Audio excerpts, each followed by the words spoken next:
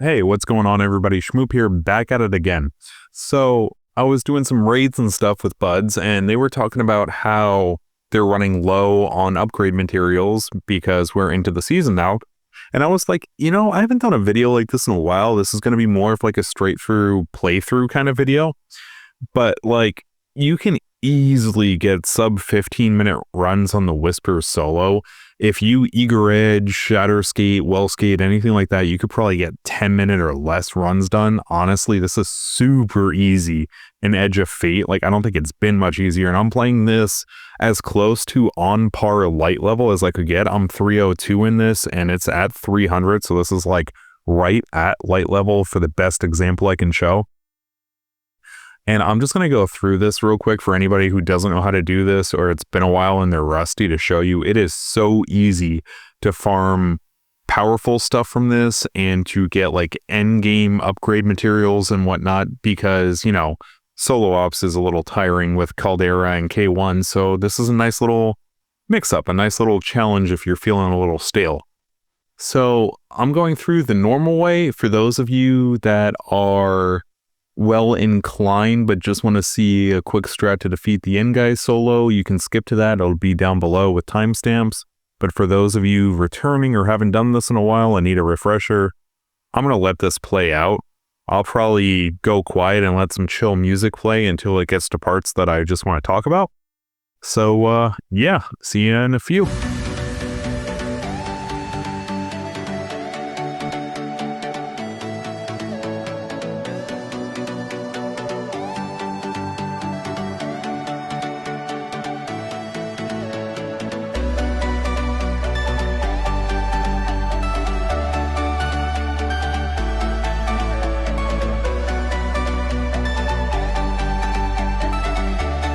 Alright, so when you get to this part, for those of you that don't know, that little thing that juts out right there is designed to make you fail. Real easy to get around.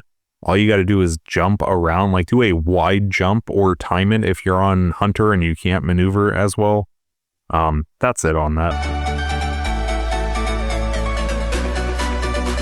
When it comes to this part, just watch out for the little things that come up. They will push you down. I died there once. Stupidly. So when you have a better jump, you can easily make it to this second platform here, and then you can slide under. The sniper behind will hit you once, maybe twice, so you're fine there. And then you can skip all the way to the end one and time your jump for right when it slams down, and you can make it across and go in the door. But I stop here to show that you can land on the platform if the door is closed and be just fine. So just keep going through. You can ignore the sometimes it's a champion, sometimes it isn't, but either way you could ignore that ad completely.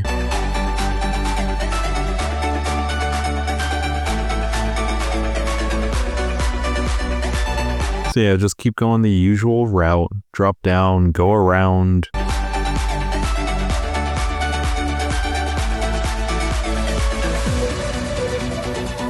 Man, some crazy things going on in the world right now, like hashtag free schleb. Like, what is going on with Roblox? That is insanity.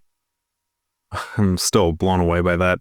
And y'all see what's going on with the new updates in Destiny? Like, we're getting the new upgraded version of the raid with a catalyst for the raid exotic. It's been a while since they did an exotic catalyst for a raid exotic.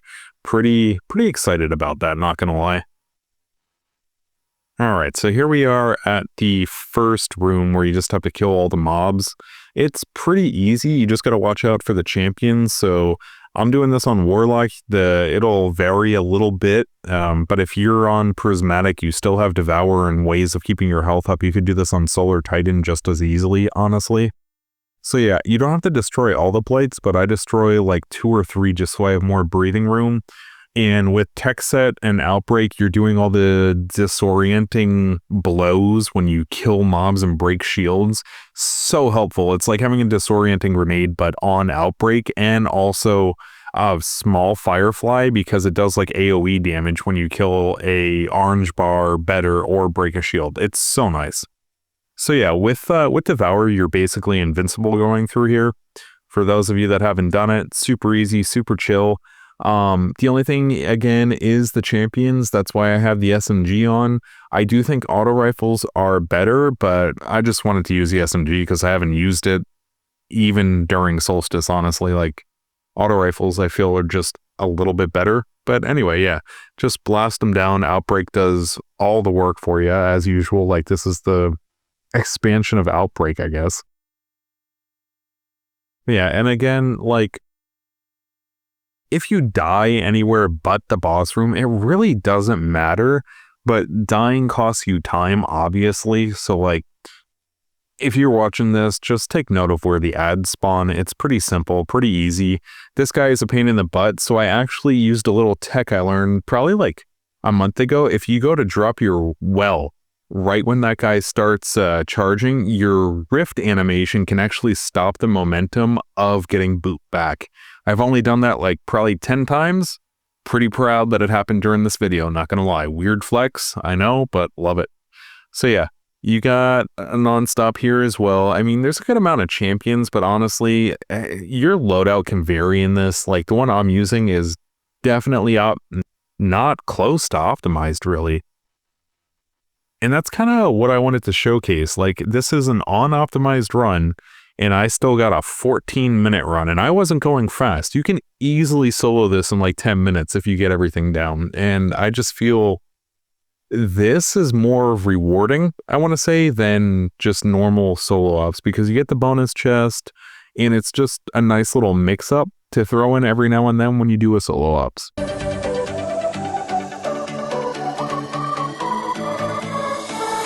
So yeah, I take out this blight because there's going to be some ads that spawn behind you here. Come up here, take out the overload, and then when we drop back down, we're not going to go all the way through. That way we can turn around and take care of the champion that spawns behind us, because there are indeed a lot of champions in this room specifically. I don't know why or how they decided to do it, but it is a thing. So yeah, you get about halfway and turn around and they'll start spawning, and then you can just run past them and you have the whole room to fight them in. And obviously he is going to charge you because he's an unstoppable, but again, new exotic, Solar Soul, it'll take him out quick. Look at that. Just, there you go. And I am having trouble speaking because I'm exhausted from life. Isn't it great? Growing up is awesome, isn't it, everyone? But yeah, you don't have much you have to do through here. Couple scions. If you're wondering why it's oddly quiet in this video and I have music playing through hopefully all of it, hopefully I remember to do that. I was chilling listening to some Spotify and just decided to record this to show how easy it is, and did not realize I was recording Spotify with an Elgato. So yeah, let's not get copyright. Ha, ha.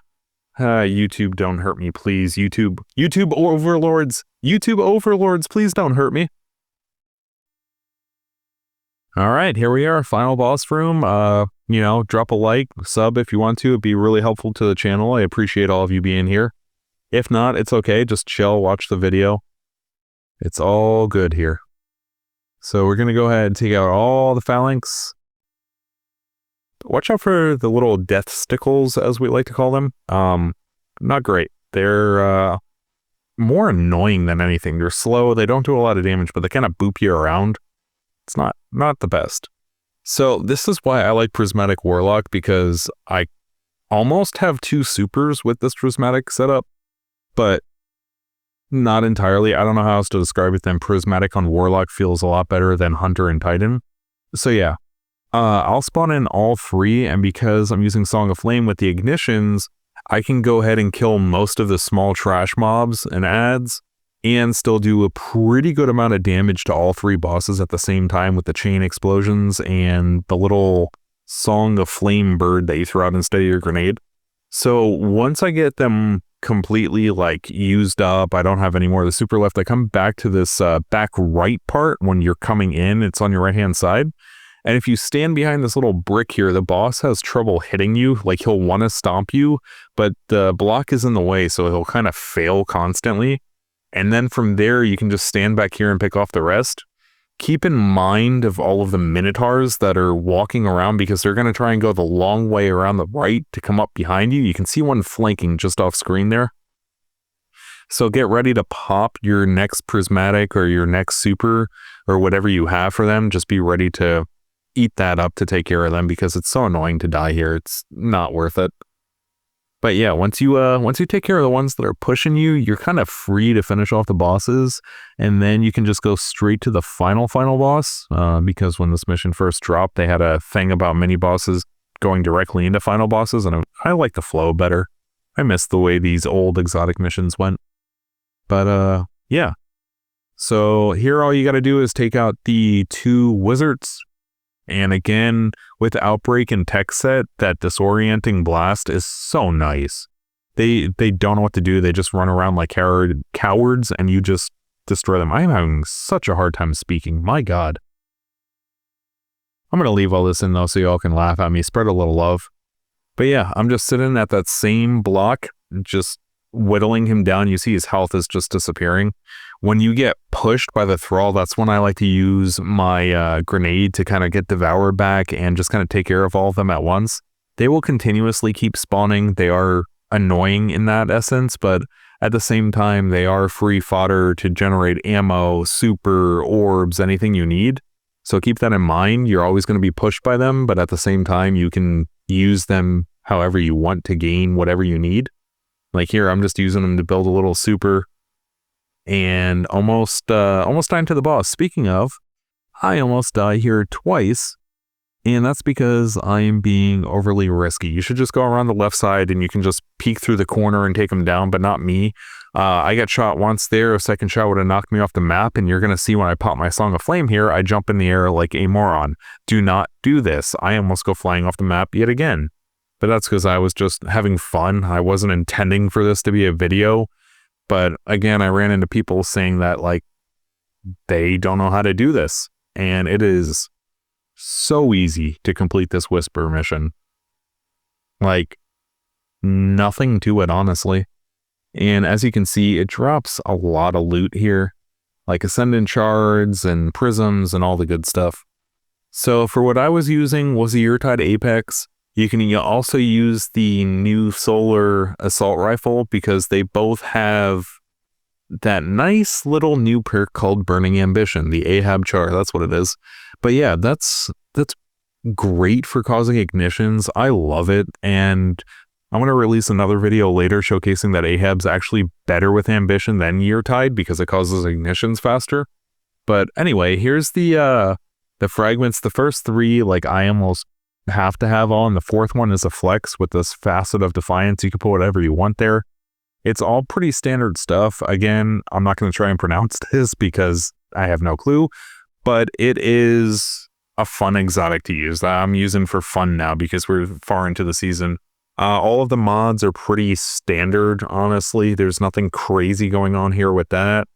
And same with the artifact. The only thing you need is, like, I would say the Assault Rifle SMG Overload mod, but aside from that, like, the champions aren't that much of a problem. This mission is super easy.